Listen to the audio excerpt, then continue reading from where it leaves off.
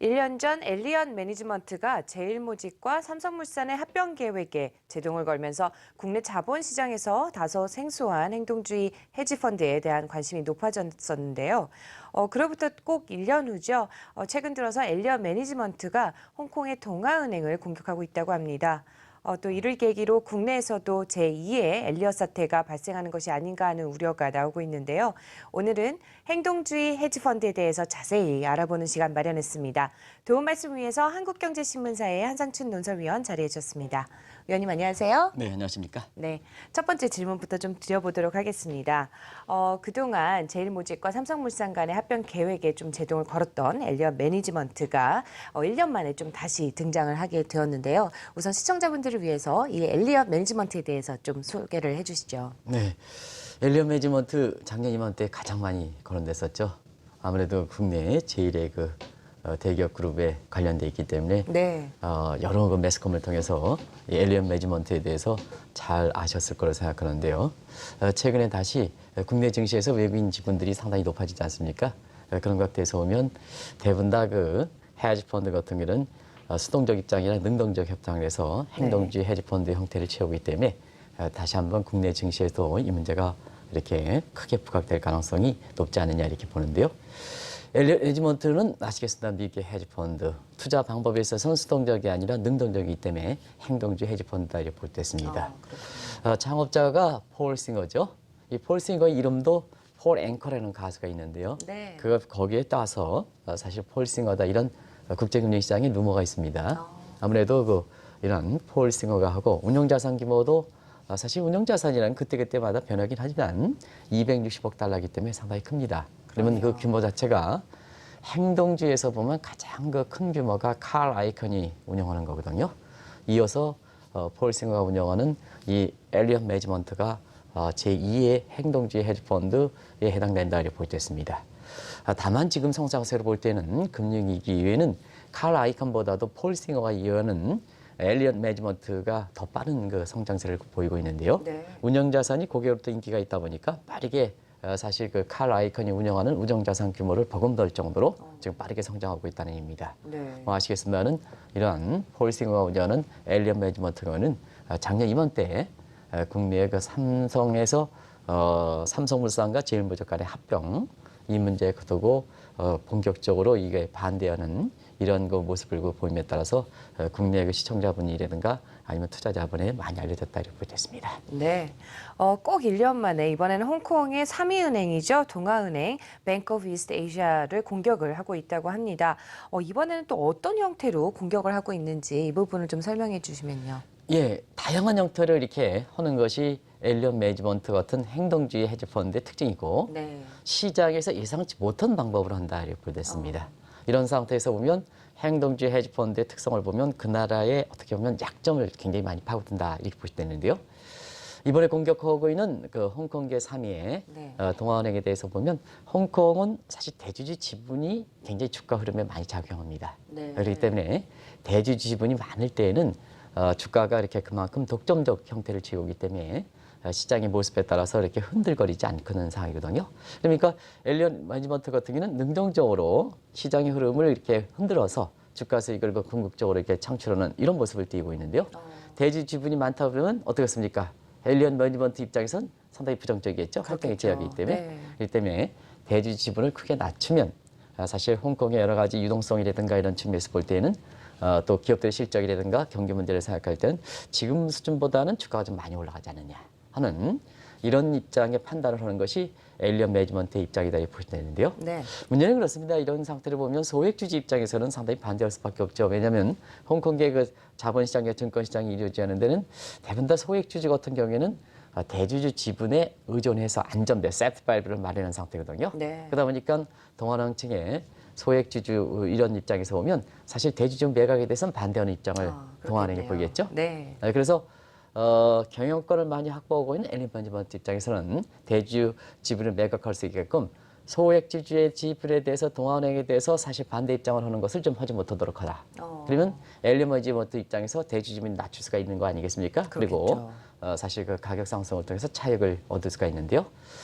궁극적으로 보면 이 엘리엇 매니지먼트가 홍콩의 동아은행에 이렇게 그 공격하는 목적은 궁극적 목적이 중국 본토에 진출하기 위해서 사실 그렇거든요. 네. 그래서 차액을 그 대폭적으로 신준해서 사실 중국과 한국에 다시 한번 진출하겠다는 계획들이 이게 나오면서 비단 중국뿐만 아니라 사실 한국도 이 문제가 굉장히 관심이 될 거다 이렇게 보고 있습니다. 네, 주목할 수밖에 없는 이유가 이제 설명이 되었는데 또 1년 전에 전 이제 제일모직과 삼성물산 간의 합병 계획에 반대를 했던 전략과는 좀 차이가 있을 것 같은데요. 어떤 차이가 있는지 좀 설명해 주시면요. 이 문제는 잘 아시기 때문에 1년 전의 모습이긴 하지만 국내 굴지에 삼성그룹과 관련돼 있기 때문에 아직도 시청자분이 잘 기억하실 거로 보이는데요. 간단히 좀 말씀드리면 오늘 이 문제를 얘기하는 선거는 아니까 네. 사실 그 설명을 위해서 1년 전에 삼성물산과 제일모직 간의 합병에 대해서 여러 가지 설왕설래가 있었습니다. 그걸 간단히 말씀드리면 엘리엇 매니지먼트가 사실 삼성물산의 지분을 갖고 있던 거 7%가 넘었거든요. 네. 그래서 3대 주주였다 이렇게 보시면 됐습니다. 이게 이제 우리가 양 PD께서 발빠르게 1년 전에 그 삼성물산과 관련돼 있는 자료 화면을 좀 보여주시고 계신데요. 사실 그런 내용에서 파악하시겠습니다는 삼성물산의 3대 주주가 엘리엇 매니지먼트였거든요. 네. 그래서 이 지분의 3대 주주를 이용해서 사실 당시에 그 삼성물산이 삼성그룹이 자체가 여러 가지 구조조정을 했죠. 그랬죠. 그래서 네. 뭐 여기 붙이고 팔 건 팔고 이렇게 해서 삼성이 핵심적 가치로 사실 저는 뭐 이재용 부회장을 그 중심으로 해서 핵심적 가치로 이렇게 그룹 자체가 이렇게 재편되는 것은 굉장히 좋은 모습이다 이렇게 보여집니다.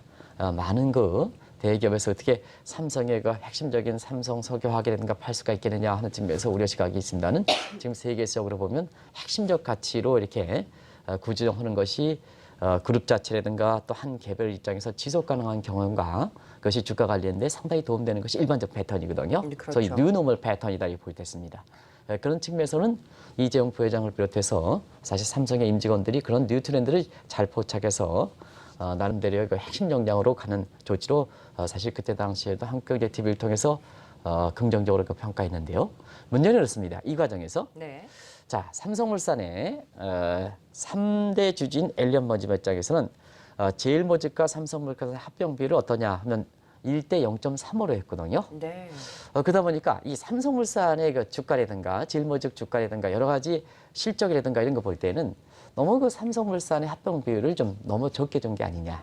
그러면 삼성물산의 그 주주들 입장에서 보면 이렇게 합병 비율이 될 때에는 사실 삼성물산의 그 주주들의 가치가 손상될 우려가 있다. 그렇게 되겠죠. 더더구나 네. 삼성물산의 3대 주주에 해당되는 엘리엇 매니지먼트 입장에서 보면 사실 그 주주 가치 손상하는 문제가 그 액수가 상당히 커지죠. 네. 그런 측면에서 사실상 반대를 했다는 것은 시청자 여러분 잘 아실 거고 이 반대하는 시각에 대해서 우리나라에서 뭐 제약회사라든가 이런 데서 또 그것이 맞다 해가지고 상당히 공감대가 형성됐었습니다. 네. 공감대가 그런 과정에서 삼성에서 보면 애국심을 좀 호소한다든가 아니면은 그 소액지 주주들이 적극적으로 좀 지원해서 저는 뭐 이 문제에 대해서는 굉장히 좋아한다고 생각합니다. 국가의 그 경제권이라든가 이런 것 독립성이라든가 보장할 때는 굴지의 대기업들이 국적이라든가 이런 문제라든가 이런 문제에선 사실상 한국을 유지하는 것이 굉장히 좋다고 이렇게 보이기 때문에 네. 또 기관 투자라든가 그때 당시에 국민연금이 좋은 역할을 했습니다는 이런 물론 이제 자체 판단에 의해서 그렇게 결정을 내렸겠습니다는 사실 국민연금의 삼성물산에 대한 어떤 그룹에 대한 어떤 입장을 반영하는 점 이런 것이 이제 아우러져서 간신히 이렇게 극복했죠. 네. 그런 상태로서 보면 그때 당시에 사실상 분위기를 볼 때는 굉장히 좀 어려운 환경에서 네. 마지막 핵심을 호소가지고 된 상태거든요. 그렇죠. 그러다 보니까 엘리엇 매니지먼트가 다시 국내 증시에 이렇게 공격한다 하면 이 자체가 굉장히 작년에 한 번 끝난 거로 이렇게 끝날 수는 없죠. 그런 그렇겠죠. 측면에서 네. 국내 증시에서 이런 문제를 다루지 않는 시각이 있는데요. 오늘 한번 이 엘리엇 매니지먼트라는 행동주의 헤지펀드가 얼만큼 무서운 건지 잘 시청자분 다시 공부하도록 하겠습니다. 네. 또 작년에 이어서 또 올해에도 이제 또다시 이루어질 수 있겠다라는 생각이 좀 드는데요. 이번 엘리엇 매니지먼트의 홍콩 사태로 행동주의 헤지펀드에 대해서 국내 자본시장에서도 이제 관심이 점점 더 늘어나고 있는 상황입니다. 그렇다면 과연 이 행동주의 헤지펀드란 무엇인지 정확하게 좀 다시 정의를 좀 내려주시면 좋을 것 같아요. 헤지펀드죠. 네. 헤지펀드인데 방법이 어떻게 되느냐에 따라서 이 행동주의 헤지펀드냐, 그다음에 전통적인 헤지펀드냐 이렇게 나눠지는데요. 원래 헤지펀드는 지금 국내 사모펀드가 이용하기 때문에 제가 네. 그 관련해서 좀 말씀드리겠습니다. 1949년 미국 사람 알프레드 존슨에 이어서 소수의 100인 이하의 사모펀드에서 출발했습니다. 근데 제가 이제 2007년도에 그 한국경제TV의 송재일 사장이 좀 많이 도와줘서 월가 특파원하면서 미 연방정의 보이스 오브 아메리카에 네. 44개국의 한국 경제에 대해서 해설하는 이런 그 기회가 있었습니다는 그때 그 월가의 국제금융가를 대상으로 해서 이 헤지 펀드가 1949년 이론적으로 미국 사람 알프레드 존스에서 나왔습니다는 우리는 당신네보다 한 1000년이 앞섭니다. 이런 얘기를 했습니다. 네. 이 헤지 펀드 보면 이게 사모펀드가 소수의 사모펀드니까 우리나라의 개모임 생각하시면 되겠습니다. 그래서 이제 펀드 보면은 사실 그 펀드에 자금 넣는 사람은 투자자라 하는데 이건 네. 개원으로 보면 되겠죠. 네. 웃지 마시기 바랍니다. 제가 미국 사람들한테 설명한 겁니다. 네. 그리고 요 자금을 투자자에 자금 넣은 것을 펀드 설정액이라는 어려운 표현을 쓰는 이거 갯돈입니다. 갯돈. 그리고 이거 펀드 설정액을 운영하는 사람을 펀드 매니저라 그러지 않습니까? 그렇죠. 펀드 매니저 너무 어렵지 않습니까? 개오야지, 개주. 네. 그리고 이 헤지 펀드 같은 경우는 뭐냐 특이성이 강하죠. 우리 기회에서 보면 낙찰계 같은 것도 굉장히 특성이 강하지 않습니까? 그렇죠. 그게 바로 헤지 펀드다 이렇게 볼 때 있습니다. 아, 저희가 오히려 더 역사가 오래된 그렇습니다. 거네요. 우리나라 네. 좋은 것도 있습니다. 이렇게 해서 제가 미국의 중심지에 가서 설명을 했던 사람이거든요. 그런 측면에서 보면 우리나라도 사실상 그런데요. 그게 이제 명칭만 어떻게 되느냐에 따라서 다르겠죠. 그러면 자 헤지 펀드는 뭘까? 투자 세력이 극대화다. 투자 세력이 극대화할 때는 장앵커가 저한테 자금 주는 거는 한계가 있죠. 네. 그래서 경제학에서 리턴 투 스케일, 규모의 경제 이익을 누리기 위해서는 어떠냐? 레버리지 비율을 높이는 거거든요. 레버리지. 자, 이렇게 해서 지렛대가 이렇게 균형돼 있는데 장앵커가 돈 주면 네. 요걸 바탕으로 해서 여기 내리면 지렛대가 위로 올라가겠죠. 이게 레버리지 그렇겠죠. 비율입니다. 네. 그래서 이 레버리지 비율을 통해서 사실 투자 수익을 극대화시켜서 장앵커에 돌려가는 이익을 줬는데요. 문제는 그렇거든요. 이 과정에서 성과들이 나오면 금융인들이 한때 달러를 묻는 그다음 연봉이 몇백억 달러다 이렇게 하다 보니까 사람이 그런 것 같습니다. 최근에 우리나라에서도 뭐 청와대 무슨 민정수석 뭐 어쩌게 얘기 나옵니다는 사실 돈이 갖고 있는 사람이 좀 과욕을 부리지 말고 굉장히 저는 뭐 사실 그 인생에 있어서 조금만 갖고 있으면 된다고 생각하거든요. 덜 먹으면 되지 않습니까? 덜 먹으면. 덜 먹으면 되는데요.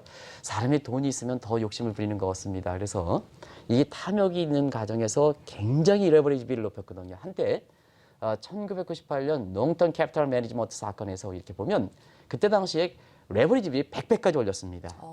그러면 장영표한테 저한테 1억을 줬다면 그것이 뭐냐면 100배, 100억 달러까지 운영했다는 네. 얘기입니다. 그러다 보니까 이것이 좋을 때는 계속해서 가는 것 같지만 좋지 않을 때는 어떤 거냐. 결과적으로 딜레버리지 과정에서 금융위기가 발생하는 상태거든요. 네. 그래서 1998년 어떻게 보면 러시아 몰라톰 사건에서 국제적으로 금융시장이 혼란을 겪었던 것이 1차 전조치라면 2008년에 미국에서 서프라임 모기전 사태를 해서 사실상 레버리지 비를 축소하는 과정에서 마진콜 딜레버리지 과정에서 세계에 강퇴했던 시각이 바로 제2의 미국의 미국발 금융위기거든요. 네. 그러다 보니까 결국은 혼란을 겪지 않느냐. 그래서 그 이후에 미국의 단일금융, 소위 도드 프랭크 법안에서 미국의 단일금융법이 나왔고 금융위 재발 방지 차원에서 사실상 레버리지 비율을 많이 축소시켰거든요. 네. 그러다 보니까 어떠냐? 이 금융사의 활동 영역이 줄어들겠죠. 그렇게 되겠네요. 줄어드니까 자 거기서 금융위 극복해서 금리도 내려 돈은 많이 풀지만 그 활동할 수 있는 여건 자체가 레버리지 비율을 팍 축소하다 보니까 자, 지금 뭐 시청자분도 금융사에 돈 넣어서 그것이 은행에 돈 넣든 증권사에 돈 넣든 과거보다 수익이 납니까? 안 나게 됐죠? 그 다음 과정에서 자, 투자 방법이 내가 장앵커에 투자해 놓고 기다리는 투자를 하면 안 되겠다. 그러면 지금 상태에서 보면 어떠냐? 펀드 자금을 설정해서 내가 직접적으로 이제 운영을 네. 하겠다. 운영하는데 똑같이 운영하지만 경영권이라든가 이런 게서 수익을 창출하는 부분을 그동안 받아들였습니다는 내가 직접 장애과에 운영하는 회사에 경영권도 간섭하고 뭐고 해서 내가 자금을 줬으니까 이 수익이 극대화시키는 쪽으로 해서 경영을 이쪽으로 가라, 저쪽을 매각해라, 아니면 다른 세력을 유입해라, M&A 해라 해서 적극적으로 경영권 간섭을 통해서 주주가치 이익 극대화를 통해서 사실 고객들한테 수익을 준다는 의미입니다. 그런 네. 측면을 받겠거든요. 네. 바로 그런 투자 전략상의 이렇게 방법인데요. 방법은 그렇죠. 주식을 매입해서 경영권 확대하고 경영권을 간섭할 수 정도로 부위를 높여서 여러 가지 방법을 통해서 주가치 극대화한 이외에 차익을 실현하는 이런 모습을 보인다 이렇게 보여졌습니다. 네, 행동주의 헤지펀드 투자 전략상의 이제 방법이라고 이해를 하시면 될 것 같습니다. 또 실제 사례들은 또 어떤 것이 있는지 좀 궁금해지는데 글로벌 금융시장에 많은 변화를 좀 몰고 오고 있는 이런 사례들을 좀 보여주시면 어떨까요? 상당히 변하죠. 과거에 뭐 우리가 삼성그룹을 공격한다 아무리 외국인이라 하더라도 사실상 그거는 있을 수가 없다고 이렇게 봤지 않습니까? 네, 그랬죠. 그런데 오늘 양 PD께서 자막을 보여주시겠습니다. 세계적으로 어떠한 그룹을 보이느냐 한번 보겠습니다. 여러분 애플하죠? 네. 애플도 공격하는 것이 행동주의 헤지펀드입니다. 아. 그래서 칼 아이콘이 애플 상대로 자사주 매입을 간처시켜서 사실상 주주가치 이익을 극대화시키는 모습이 몇 년 전에 나타났었고요. 밀 에클만도 이것도 아주 그 신문사에 크게 달았었는데요. 네. 보톡스에 엘러가는 적대적 M&A 이것도 성사시킨 이런 모습도 국제적으로 보면 M&A 과정에서 저희 적대적 M&A나 우호적 M&A 경계선을 무너뜨리게 되는 네. 우리 경제 교과서 보면 다시 써야 된다 이렇게 얘기하는데요. 경영학책 보면 적대적 M&A는 경영권 탈취를 목적으로 한다. 우호적 M&A는 경영권 보호를 한다. 이렇게 이제 얘기하는데요. 지금은 뭐 저희법 적대적 M&A입니다. 그 경계에서 무너졌습니다. 그 기점이 되는 것이 밀 에크먼의 보톡스 엘러가는 적대적 M&A 이 사건이 결정적인 계기를 했다 이렇게 보였습니다. 그렇군요. 그리고 넬스 패칠도 펩시라는 뉴폰사의 분사 이것도 국제적으로 보면 상당히 이거 큰 사건이었었죠. 다시 한번 그 자막을 한번 보여드리면 지금 총괄적으로 보면 다음 자막을 한번 보여주시기 바랍니다. 두 번째 자막. 그래서 질문 이렇게 5번의 두 번째 자막 보면 지금 사태가 어떠냐 하면 네. 자 미국 S&P를 구성하는 500대 기업이 있죠. 그중에 평균 7개 사마다 한 번씩 이렇게 한 개사만큼 행동주의 헤지 펀드들이 전부 이렇게 공격의 대상이 됐다는 얘기입니다. 그러네요. 이게 보호편화됐다는 얘기, 보호편화. 그러면 국내 사례를 한번 보겠습니다. 네. 국내 사람은 획기적 사건들이 다 나왔었죠. 한번 네. 보겠습니다. 2003년 서버린 사건 아시겠죠? 그리고 2006년 칼 아이콘 사건, 그 다음에 2005년 엘리엇 사건. 전부 모든 신문에 일면 톱감이었었습니다. 그렇습니다. 이런 것입니다. 네. 이게 바로 행동주의 헤지 펀드가 국제적으로뿐만 아니라 국내 금융시장에서 얼만큼 이렇게 피부적으로 와닿고 그것이 큰 변화를 몰고 오느냐 하는 것은 잘 아실 수 있다 이렇게 보겠습니다. 네, 갈수록 행동주의 헤지펀드가 이제 급성장하고 있다고 하는데요. 얼마나 빠른 속도로 성장하는지 그리고 이제 투자 전략 어떤 투자 전략을 세워서 가는지 좀 자세히 들어볼까요? 대체로 보면 사실 그 행동주의 헤지펀드들은 지금 이제 금융사에 돈 맡기면 시청자분도 고민하시는 게 금융사 돈 예금 넣어 이자 안 나오죠. 지금 네. 뭐 일부 그 시리뱅크 같은 경우에는 예적금의 비율이 제로금리 아니겠습니까? 네. 제로금리 되고 다른 국가들은 마이너스 금리가 되고 이런 상태이고 증권사에 돈 넣어봐야 옛만큼 수익 나오겠습니까? 힘들죠. 수익도 있죠. 경쟁 격화되고 돈값이 일단 떨어졌으니까 그런 상태에서 보면 자 이런 상태이기 때문에 과거처럼 이렇게 맡겨서 기업에 투자해서 투자한 기업들이 수익 낸 것을 이렇게 받아들이는 이런 측의 모습들은 안 된다 이렇게 볼 수가 있습니다. 그런 과정에서 행동주의 헤지펀드가 급상장 배이고 또 국내에서도 지금 사실 이렇게 있는 사람을 중시해서 금융사에 맡기는 것보다는 자기 자체적으로 사모펀드, 자율적인 네. 사모펀드 이렇게 운영하는 사람들이 많거든요. 왜냐하면 정보는 많이 되고 또 한국경제TV를 통해서 매일 새벽같이 좋은 정보들이 나오니까 그 정보를 해서 다른 금융사에 맡기는 것보다는 정보라든가 이런 게 사실 훌륭한 사람들도 많거든요. 그렇죠. 그래서 내가 수수료 주느니 내가 직접 하겠다 하는 것이 그래서 그런 형태를 통해서 사모펀드에서 내가 자체적으로 뭐 투자하다 못하라. 그럼 직접 하지 못하니까 자 금융사에 수수료 줄 테니까 그것만 내가 결정한 대로 해주라. 이게 바로 사모펀드거든요. 네. 행동주의 헤지펀드다 이렇게 보여졌습니다. 그런 과정에서 상당히 지금은 급성장하는 배경이다 이렇게 볼 수 되겠는데요. 지금 전 세계 운용자산 규모 중에 지금 운용자산의 6%를 넘고 있습니다. 상당히 빠른 증가세죠. 그러네요. 그런 상태인데요. 대부분 다 이 행동주의 헤지펀드가 무서운 것은 주주가치 이익에 극대화하기 때문에 앞서 말씀드린 같이 기업이 경영권에 문제가 된다면 경결 탈천은 이런 모습을 보이고 투자 방법에 있어서 단기 투자에 집중한다는 얘기입니다. 한번 보시겠습니다. 왜 단기 투자가 중요할까 하는 데에서는 지금은 라이프 사이클이 굉장히 길죠. 네. 그러면 라이프 사이클이 라이프 사이클이 짧죠. 라이프 사이클 짧은 상태에서는 투자해놓고 중장기로 투자하라 이거 맞지 않습니다. 이게 해서 그러다 보니까 단기 이렇게 변동이 되니까 네. 단기적으로 투자해야 되겠죠. 단기. 그래서 그렇겠죠. 단기 투자에 투자하는 모습이 행동주의 헤지펀드다 이렇게 보여졌습니다. 그래서 극도로 투기성을 갖고 있다. 네. 그래서 이 방송을 위해서 그동안 행동주의 헤지 펀드들이 운영하는 사람들의 주식 보유 기간을 봤더니 평균 6개월 이내가 47%다. 네. 아주 극단적으로 투기성을 갖고 있죠. 그래서 시청자분한테 말씀드리겠습니다는 그때도 저한테 이 행동주의 헤지펀드 엘리언 매니지먼트 관련해서 국제적으로 좀 금융시장에 오랫동안 종사하다 보니까 많은 사람들이 삼성물산과 제일모직과 이 관련해서 이 행동주의 헤지펀드에 대해서 개인적으로 입장을 좀 정리를 해야 되는데요. 내가 네. 삼성물산, 제일모직의 주주인데 입장을 정리해야 되는데요.